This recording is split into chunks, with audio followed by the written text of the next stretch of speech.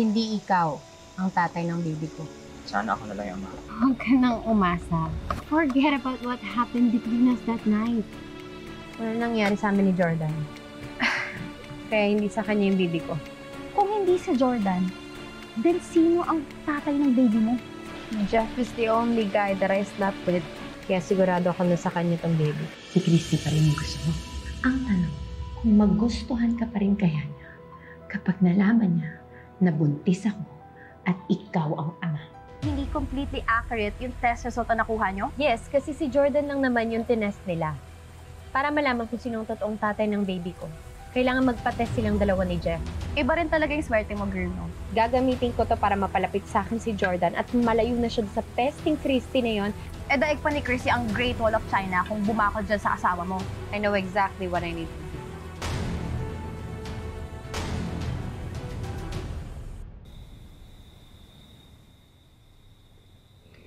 Daddy, kailan po tayo magsa-start gawin yung nursery for my baby brother?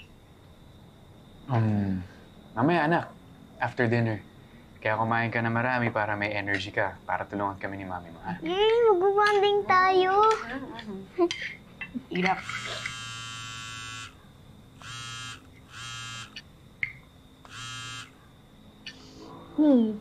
Thank you, Jordan. Natandaan mo na bawal mag-cellphone sa harap ng pagkain.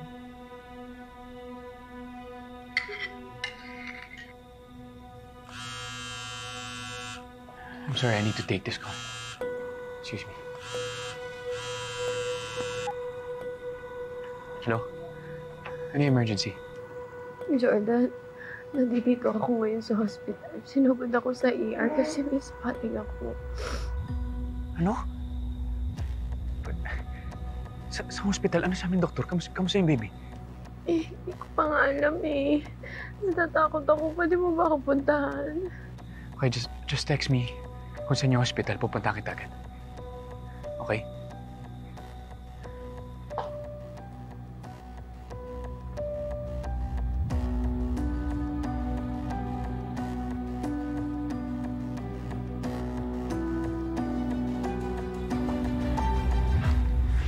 Babe, kanina ka pa dyan?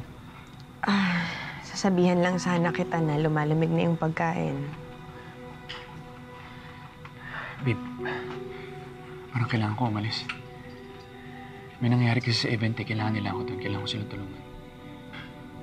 May matutulong ba ako? Pwede kitang samahan. Huwag na. Dito ka na lang. Baka makasama pa siya kung sasama ka, ha? Ikaw na bahala mag-explain kay Mama at kay Tori, okay? Sige, ako na. Ingat ka, ha? I love you. I love you.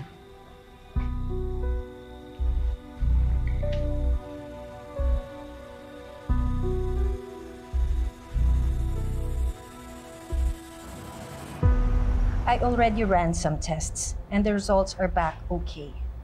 Wala naman akong na-detect na signs of subchorionic hematoma. So I was just puzzled nung sinabi mong malakas ang bleeding mo kanina. Yun nga po yung concern ko, Doc. Eh, parang hindi lang naman po yung bleeding. The pain was also intense. Kaya nga po, sobrang worried ako at natatakot ako na baka magka-miscarriage ako. Nakapagtataka lang. Even your ultrasound shows that the baby is fine. Baka naman dahil sa takot or sa pagkataranta mo kaya inisip mo na may mas malaking problema. So what are you implying? Na I'm exaggerating? Jordan, safety namin. Dalawa ng anak mo ang iniisip dito. I would never lie about something that important. Well, if your bleeding was as serious as you described, isa lang pong ibig sabihin nito. Your pregnancy may be high risk. Kailangan niyo pong mag-ingat. At may posibilidad po na magkaroon ng preterm delivery or even miscarriage. So I suggest po, para maiwasan natin ito, bawasan po natin ang mga strenuous activities or as much as possible po sana, complete bed rest.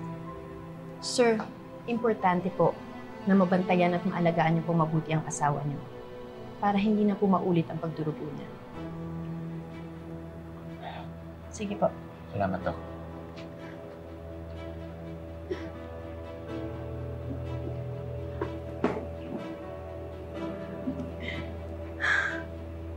Jordan,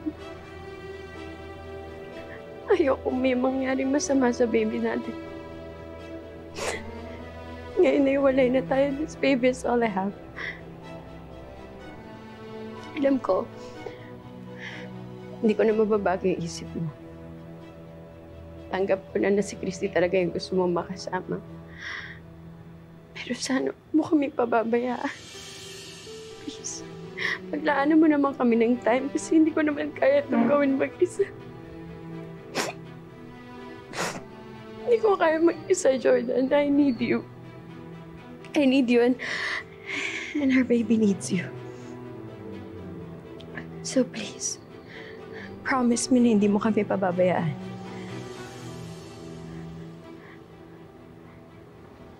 Promise me.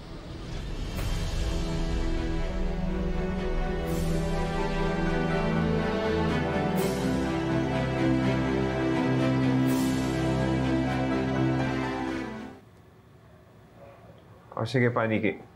Salamat sa tulong mo. Anong sabi ni Paniki? Hindi daw kumbinsido ang gobyerno. Duda sila dun sa impormasyong hawak natin. Mas mabuti daw na sumuko na lang tayo. Tapos, dun sila mag-desisyon kung bibigyan nila tayo ng amnestiya. Ibig sabihin, wala pa rin palang kasiguraduhan. Tay, anong gagawin natin? Papatunayan ko sa gobyerno na malinis ang intensyon natin na tumulong sa kanila. Paano mong gagawin yun?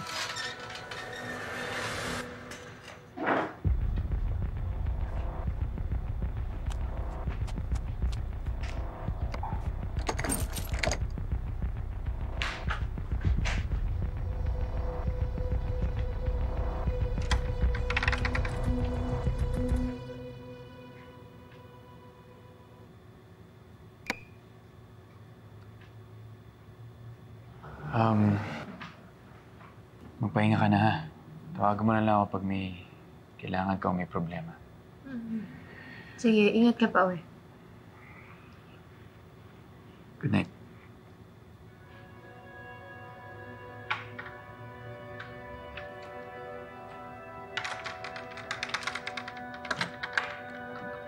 Oh. Ba't kayo natid ng tarantadong yun? Magkabalikan na kayo? Hindi pa. Pero eventually, doon na din pupunta yun. Kaya nga, once na mag-move in na dito si Jordan, hindi na pwede yung mga squatters dito. Tita Shaira, baka naman pong pwedeng kaawaan niyo na lang po kami. Alam niyo naman pong wanted kami. Maaatim niyo po ba ng konsensya niyo na makita yung pamilya niyong nasa panganib? Pamilya? Wow, ah! Big word. Alam mo ba, na simula nang pinili ni Leon at ng tatay namin yung buhay ninyo sa kuta, we stopped being a family? Si Jordan na ang pamilya ko ngayon at hindi ko siya ipagpapalit sa inyo. Tita Shay. Billy. Tama na, huwag ka na magmakawa sa kanya. Dahil kaya naman natin to eh, kahit wala ng tulong niya. Gamitin na natin yung perang hawak ko. Yung pera ng kalasag. Lumipat na tayo ng bahay. Ay, ayun naman pala eh. Ano pang hinihintay ninyo? Eh di umalis na kayo. Pero don't expect me na bibisitahin ko kayo sa presinto kapag nakulong kayo dahil wala na akong pakialam kahit masira pa yung mga buhay ninyo. Hindi mangyayari yun. Dahil pag nagtagumpay ako sa mga plano ko, magiging malaya kaming lahat. At mababawi ko si Christy, mabubuo yung pamilya ko. Kahit wala ang tulog mo. Ate, sige. Gawin mo yan. I'm happy for you. Para naman, di ba, maging useful ka at baka sakaling gumanda ang buhay mo. Sige na. Go.